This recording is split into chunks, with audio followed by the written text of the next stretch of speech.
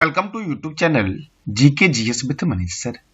आज 20 दिसंबर 2023 है और आज के जितने भी महत्वपूर्ण करंट अफेयर होंगे वो हम इस वीडियो में डिस्कस करेंगे। इस वीडियो का पीडीएफ आपको टेलीग्राम पे मिलेगा जिसका लिंक वीडियो के डिस्क्रिप्शन बॉक्स में है। तो आइए शुरू करते हैं आज का महत्वपूर्ण करंट अफेयर।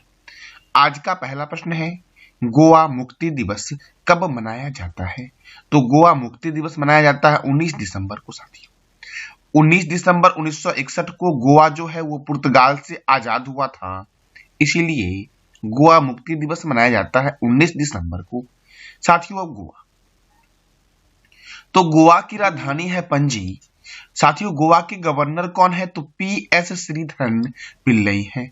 और गोवा के मुख्यमंत्री कौन है? तो प्रमोद सावंत गोवा के मुख्यमंत्री हैं साथियों। गोवा में है दूध सागर झरना, जो है वो कहां पर है? तो गोवा में है। गोवा मुक्ति दिवस कब मनाया जाता है? 19 दिसंबर को मनाया जाता है, क्योंकि 19 दिसंबर 1961 को गोवा पुर्तगाल से आजाद हुआ था।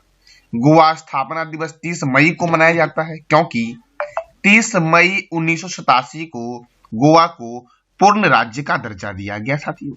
गोवा को पूर्ण राज्य का दर्जा कब दिया गया? 30 मई 1987 को।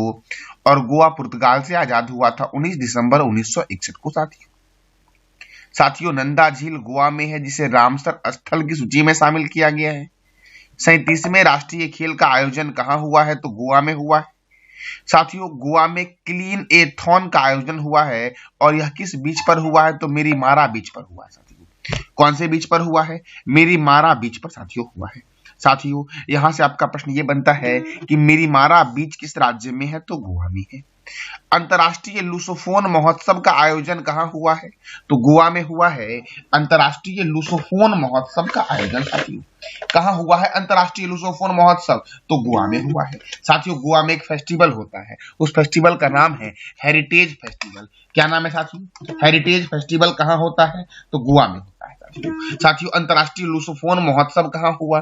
गोवा में हुआ। और गोवा में मैंने एक झरना का नाम बताया, दूध सागर झरना, ये कहां पर है? तो गोवा में है साथियों। हमारा अगला प्रश्न है, खेलो इंडिया पैरा गेम्स 2023 साथियों। यहां से सबसे पहला प्रश्न यह बनता है कि इसका आयोजन कहां हुआ?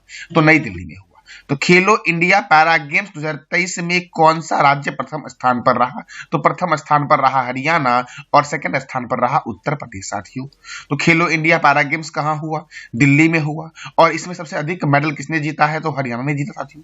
अब हरियाणा ने जीता है, तो हरियाणा ने 40 स्वर्ण, 39 रजत और 26 कांस्य पदक के साथ कुल 105 अर्थात 105 पदक हासिल किया और प्रथम स्थान पर रहा। उत्तर प्रदेश ने साथियों 25 स्वर्ण पदक जीता, 23 रजत पदक जीता, 14 कांस्य पदक जीता, और इसी के साथ उत्तर प्रदेश ने कुल 62 पदक जीता साथियों, और उत्तर प्रदेश दूसरे स्थान पर रहा साथियों। ये जो खेलो इंडिया पैरा गेम्स है, इसका आयोजन कहां हुआ? तो दिल्ली में हुआ। अब देखो हरियाणा की राजधानी क्या है? चंडीगढ़। हरियाणा के गवर्नर कौन है? बंडारू दत्तात्रेय हैं हरियाणा के गवर्नर। हरियाणा के मुख्यमंत्री कौन है? मनोहर लाल खट्टर है। हरियाणा में राज्यसभा कितना है? 5, और लोकसभा कितना है? 10। कालेसर राष्ट्रीय उद्यान हरियाणा में है। सुल्तानपुर राष्ट्रीय उद्यान किस राज्य में है? तो हरियाणा में है साथियों। छिलछिला वन्यजीव अभयारण्य कहाँ है? हरियाणा में। खापरवास वन्यजीव अभयारण्य हरियाणा में है। भिंडावास वन्यजीव अभयारण्य कहाँ है? हरियाणा में साथियों। दालमा झील कहाँ है? हरियाणा में दालमा झील है। दालमा झील किस राज्य में है? हरियाणा में साथियों। हरियाणा में है सौरिहंद परियोजना। अगर मैं रिहंद बोलूं तो उत्तर प्रदेश में है। रिहंद परियोजना किस राज्य में? उत्तर प्रदेश में, रिहंद नदी पर है। लेकिन यह है सौरिहंद परियोजना जो सतलज नदी पर है, हरियाणा में। नेशनल डेयरी रिसर्च इंस्टीट्यूट का हेडक्वार्टर कहाँ है? करनाल में साथियों। नेशनल ब्रेन रिसर्च सेंटर कहाँ है? गुरुग्राम में साथियों। गुरुग्राम में ही आपका इंटरनेशनल सोलर अलायंस का हेडक्वार्टर है। भारत का पहला अनाज एटीएम अन्नपूर्णा एटीएम गुरुगांव में ही साथियों बना था। और भारत का पहला हेली हब, वहां पर हेलीकॉप्टर की सारी सुविधाएं उपलब्ध थी। भारत का पहला हेली हब कहां बना? तो गुरुगांव में बना साथियों। बुनकरों का शहर किसे बोला गया है? पानीपत को। और महाराजा अग्रसेन अंतरराष्ट्रीय हवाई अड्डा कहां है? तो हरियाणा के हिसार में है महाराजा अग्रसेन अंतरराष्ट्रीय हवाई अड्डा साथियों। अगला प्रश्न हमारा है, हाल ही में किस देश ने असम सीमा पर साथियों 1000 वर्ग किलोमीटर, सही कर लेना, 1000 वर्ग किलोमीटर हरित शहर की योजना की शुरुआत की है। साथियों ऐसा कौन सा देश है जिसने असम सीमा पर कितना किलोमीटर, तो 1000 वर्ग किलोमीटर हरित शहर योजना की शुरुआत की है साथियों। तो इसका आंसर हो जाएगा भूटान, सी इसका आंसर हो जाएगा भूटान ने साथियों। किसने किया है साथियों, तो भूटान ने किया है 1000 वर्ग किलोमीटर हरित शहर योजना की शुरुआत। इसका नाम रखा गया है गेलेफू स्मार्ट सिटी परियोजना साथियों। ये किसने किया है, भूटान ने किया है साथियों। तो भूटान के प्रधानमंत्री कौन है, लोटाय त्शेरिंग। भूटान की राजधानी क्या है साथियों, थिम्पू है। भूटान की करेंसी क्या है, भूटानीज न्यूट्रम साथियों, भूटान की करेंसी है साथियों। अगला प्रश्न साथियों है आनंद विवाह अधिनियम कहाँ लागू किया गया है, तो जम्मू कश्मीर में लागू किया गया है आनंद विवाह अधिनियम साथियों। ये आनंद विवाह साथियों क्या है, तो यह साथियों अधिनियम सिख विवाह अनुष्ठानों को वैधानिक मान्यता प्रदान करता है। यही है आनंद विवाह अधिनियम जो जम्मू कश्मीर में लागू किया गया है।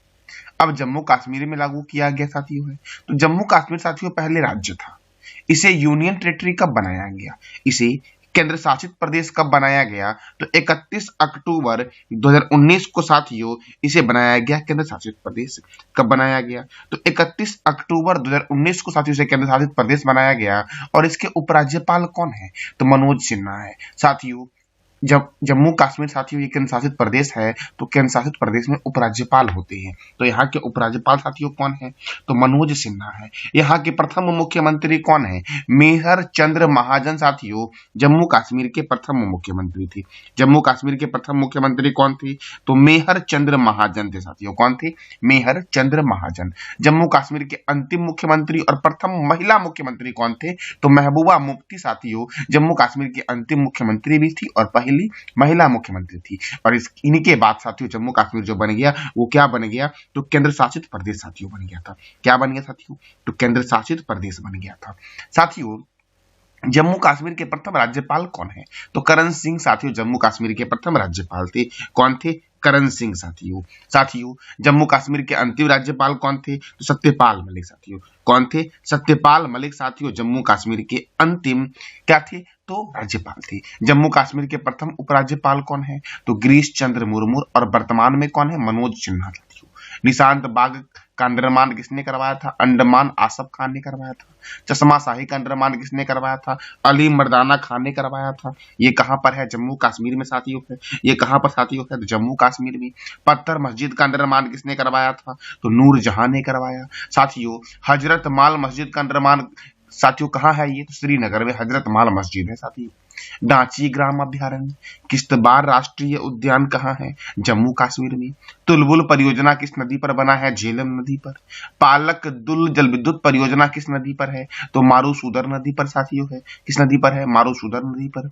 दुलहस्ती परियोजना, बगलिहार परियोजना और सतलज परियोजना जो है ये चिनाब नदी पर बना है साथियों। साथियों डल झील, बूलर झील, बैरीनाग झील, मानसबल झील, शेषनाग झील, अनंतनाग झील और नागिन झील कहाँ है, जम्मू कश्मीर में। साथियों डल झील जो है ये भारत की सबसे बड़ी मीठे पानी की झील है। साथियों आपको बताना है कमेंट बॉक्स में कि भारत की सबसे बड़ी खारे पानी की झील कौन सी है। काराकोरम दर्रा, जोजिला दर्रा, पीर पंजाल दर्रा, बनिहाल दर्रा और बुर्जिला दर्रा कहाँ है, जम्मू कश्मीर में साथियों।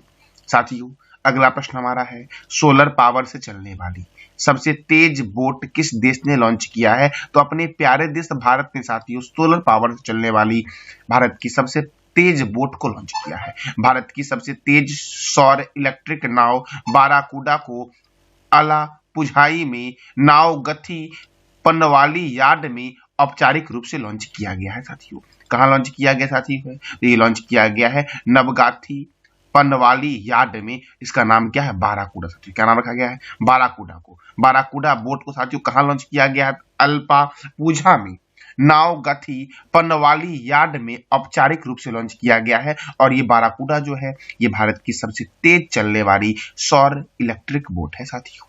अगला प्रश्न हमारा है, हाल ही में किस देश ने पहली बार अंडर 19 एशिया कप जीता साथियों है? तो अंडर 19 एशिया कप जो जीता है वो पहली बार बांग्लादेश ने जीता है। यूएई अर्थात संयुक्त अरब अमीरात को 195 रन से हराकर साथियों ये जो अंडर 19 एशिया कप है ये दुबई में हुआ था और बांग्लादेश ने पहली बार जीता है। तो बांग्लादेश की राजधानी क्या है? ढाका। बांग्लादेश की करेंसी क्या है? बांग्लादेशी टका। बांग्लादेश के प्रेसिडेंट कौन है? मोहम्मद शहाबुद्दीन। बांग्लादेश के प्राइम मिनिस्टर कौन है? शेख हसीना साथियों बांग्लादेश के प्राइम मिनिस्टर हैं। साथियों संप्रीति थल सैनिक अभ्यास बंग बंधु नेशनल स्टेडियम ढाका में है। संप्रीति थल सैनिक अभ्यास जो आपका है ये भारत और बांग्लादेश के बीच होता है। बोगो सागर नौसैनिक अभ्यास भी भारत और बांग्लादेश के बीच होता है। साथियों आपको बताना है कमेंट बॉक्स में कि भारत और नेपाल के बीच कौन सा सैन्य अभ्यास होता है।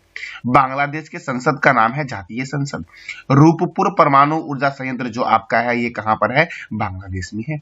साथियों Ranji trophy, Irani trophy, Dilip trophy, C K Naidu trophy, Rani Jhansi trophy, Deodhar trophy, G D Birla trophy, Rohinton Baria trophy का संबंध किस खेल से है? क्रिकेट से है। Ranji trophy, Irani trophy, Dilip trophy, C K Naidu trophy, Rani Jhansi trophy, Deodhar trophy और जीडी बिरला ट्रॉफी का संबंध किस खेल से साथियों है?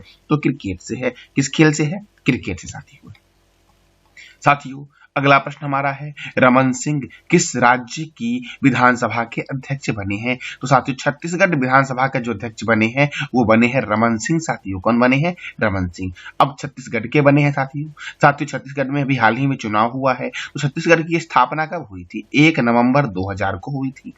छत्तीसगढ़ की राजधानी क्या है? रायपुर। ये साथियों आपको रेड कलर में जो दिख रहा है साथियों यही है छत्तीसगढ़। साथियों देखो छत्तीसगढ़ में अभी विधानसभा चुनाव हुआ है तो छत्तीसगढ़ के नए मुख्यमंत्री कौन बने हैं? तो विष्णुदेव साय बने हैं छत्तीसगढ़ के नए मुख्यमंत्री। गवर्नर कौन है छत्तीसगढ़ के? तो विश्वभूषण हरिचंद्रन है छत्तीसगढ़ के नए गवर्नर।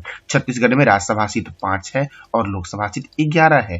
विधानसभा सीट कितना साथियों है? तो 90 है विधानसभा सीट। साथियों छत्तीसगढ़ में बीजेपी को मिली 54 सीट, आईएनसी अर्थात इंडियन नेशनल कांग्रेस पार्टी को मिली 35 सीट और अदर को साथियों 1 सीट साथियों मिली छत्तीसगढ़ में। साथियों छत्तीसगढ़ में बीजेपी की सरकार है। देखो छत्तीसगढ़ में आपका इंद्रावती राष्ट्रीय उद्यान है, कंगार वैली राष्ट्रीय उद्यान है, गुरु घासीदास राष्ट्रीय उद्यान है, उदंती सीता नदी बाघ रिजर्व है, लेमरू हाथी अभ्यारण्य है, पिंगला बाघ रिजर्व साथियों कहां पर है? छत्तीसगढ़ में है।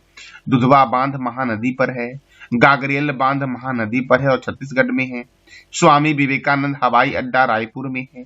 छत्तीसगढ़ में साथियों चित्रकूट झरना है और साथियों इस चित्रकूट झरना को भारत का नियाग्रा जलप्रपात के नाम से भी जानते हैं। साथियों छत्तीसगढ़ को बोला गया है धान की डलिया। साथियों क्या बोला गया है? धान की डलिया। साथियों छत्तीसगढ़ के पड़ोसी राज्य जो है वो कौन कौन से हैं? तो उत्तर प्रदेश, मध्य प्रदेश, झारखंड, उड़ीसा, तेलंगाना, महाराष्ट्र और आंध्र प्रदेश छत्तीसगढ़ के पड़ोसी राज्य साथियों हैं।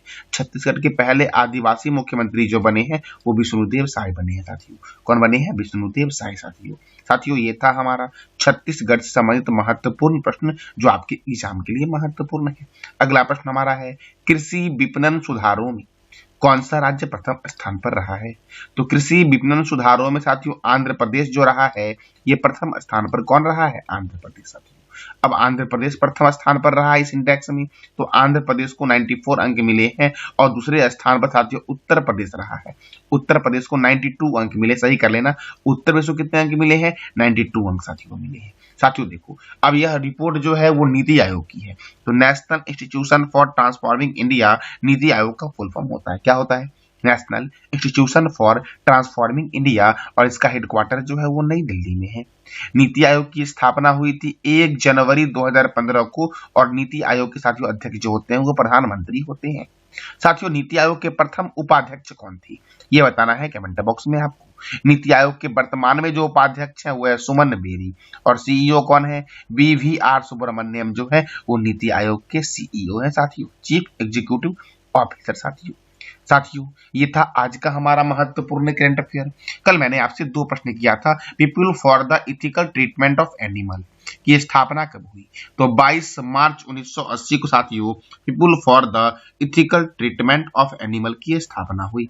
कब हुई? 22 मार्च 1980 को। साथियों people for the ethical treatment अर्थात पेटा पेटा को साथियों। पेटा के पर्सन ऑफ द ईयर 2023 कौन बनी है? तो दिया मिर्जा बनी है। PETA person of the year 2021 कौन थी? आलिया भट्ट थी।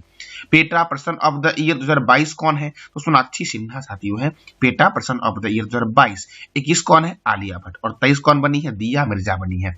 देवधर ट्रॉफी का संबंध किस खेल से है? तो क्रिकेट से है देवधर ट्रॉफी का संबंध साथियों आज का आपका 2 प्रश्न है जिसका जवाब देना है कमेंट बॉक्स में आपको।